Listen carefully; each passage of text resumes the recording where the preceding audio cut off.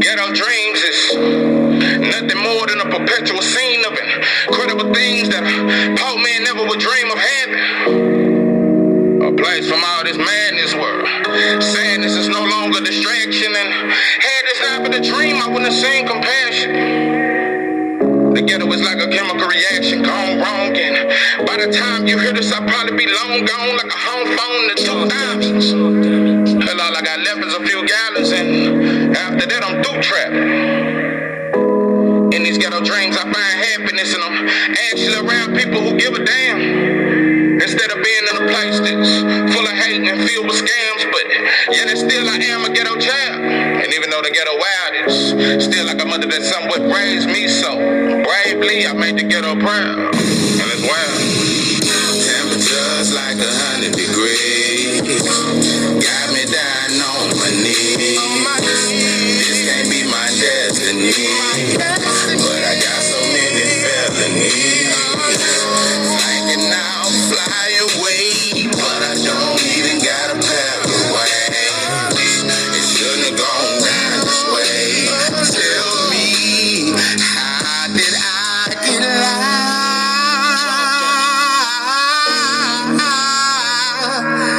How did I get lost?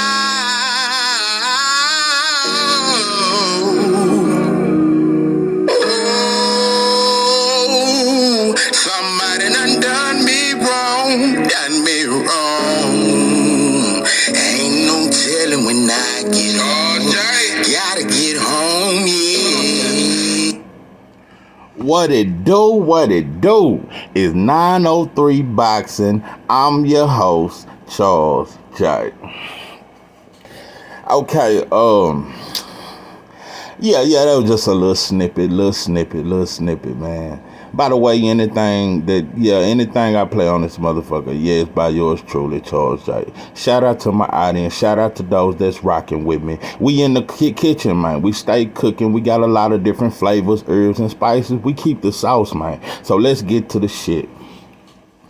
I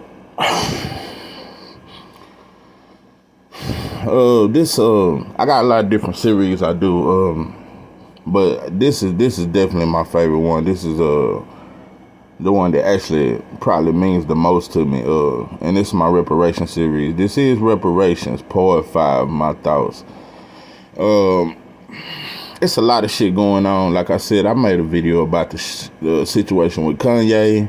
I made a video about the situation with Kyrie Irving. And it just basically a whole lot of goddamn bullying going on. A whole lot of goddamn bullying, a whole lot of goddamn demands for apologies. It's just amazing, and I had to kind of get back to my shit, man. This right here, reparations, man. This is very important to me, and I think it's very well needed. Matter of fact, shout out to Tariq Nasheed. Matter of fact, that's another reason why I done this video. I seen where, and it wasn't broadcasted much, but he did a little rally for reparations. They went to DC and stuff like that. Shout out to you. One thing about it, we gotta learn as black folks. I don't agree with everything Tariq say, but shout out to you for trying. Shout out to you for trying to gather some troops and goddamn it tell these folks, look, we want some reparations. Shout out to Umar. I don't agree with a lot of shit that maybe you've done or said, but shout out to you for getting that school. Yeah, I know a lot of money came with it, a lot of other shit. Yeah, you probably, but I listen, shout out to you for doing something. Shout out to those that's doing something, because at this point, it ain't a whole lot of us doing a goddamn thing. I'm telling you, Martin Luther King, let me tell you something.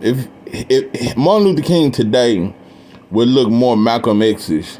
Matter of fact, he'd be Malcolm X 2.0, because Martin Luther King would be considered a hate. His whole movement would be considered a hate group. Yeah, that nonviolent shit, that shit would have been considered a hate group. That's how sensitive times are now. We can't speak out about nothing, so I'm going to continue to speak out. And so that's just what that is. And since I'm speaking about Martin Luther King, I told y'all, the power of our voice, it's like we forgot that shit. We don't realize that. And a lot of times we think it's all about, shout out to those that are doing things and setting things up. But that comes with conversation. We got to talk about this shit. So that's how we come up with a better plan, get great ideas. Yeah. And one thing about it, we got to take egos out of it. I don't give a fuck who got the best plan or none of that shit. I'm just speaking on some shit that I care about. So I'm not here to tell y'all I got the best plan for this shit. This ain't about that. This about us to just opening up a conversation that need to be said.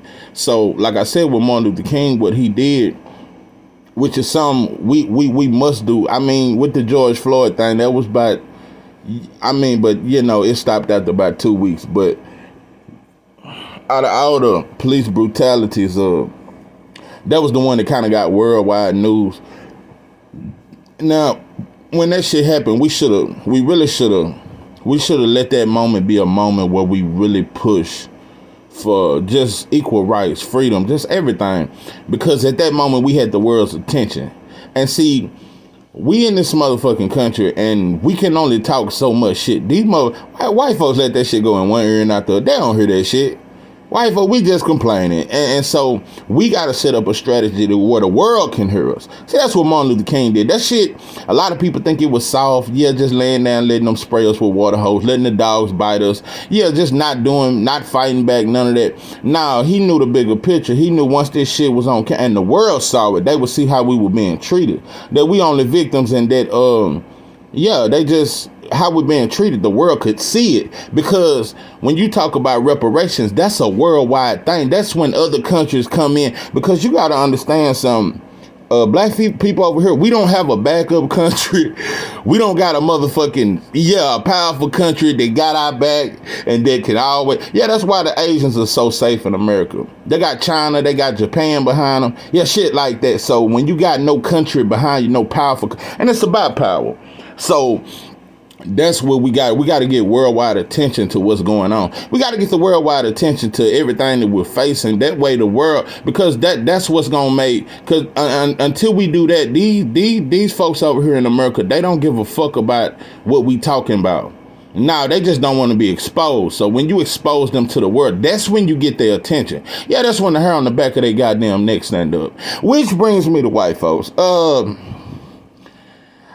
It's some shit, y'all, I gotta be honest with you. In a way, y'all worse than y'all ancestors.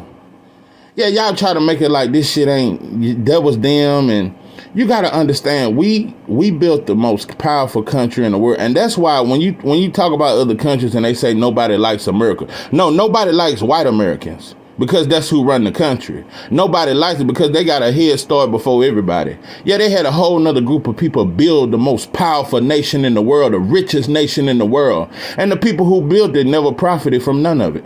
So, I think y'all worse than your ancestors, because one thing about it, at least white folks, they was proud of what we did. Yeah, they was proud of us. They gave us a pat on the back every now and then. You motherfuckers ain't thanked us for shit, white folks. And another thing about you, you ain't too far from the goddamn tree.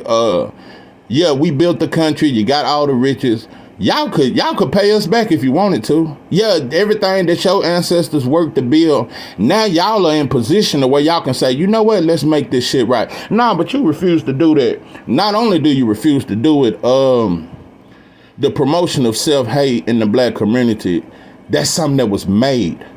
You got to understand, how would we start killing each other if we didn't get the guns? How would we start robbing and killing each other if there was no dope in the community? So y'all put the shit there for us to fuck up. Which brings me to, y'all create problems to make money. Even y'all ancestors wasn't that fucked up. Y'all make billions of dollars a year off our damage, off our trauma, off shit that you put in place for us to fuck up. So, and when I talk about that, I mean the criminal justice system. That's one of the biggest forms of money. And without the criminal justice, the system depends on black crime. Without that, the criminal justice system don't exist. So what I'm saying to you, we dealing with a system now that's so corrupt. Yeah, they did rape our women back then. Yeah, they raped the men. Yeah, they raped the children. But you got some motherfuckers now. You new white folks. Y'all doing some shit that's real fucked up. Y'all trafficking. That's the biggest trade besides bombs and weapons. Yeah, trading kids all around the world and making billions of dollars off trafficking children. So yeah, I think you whites today are far worse than your ancestors.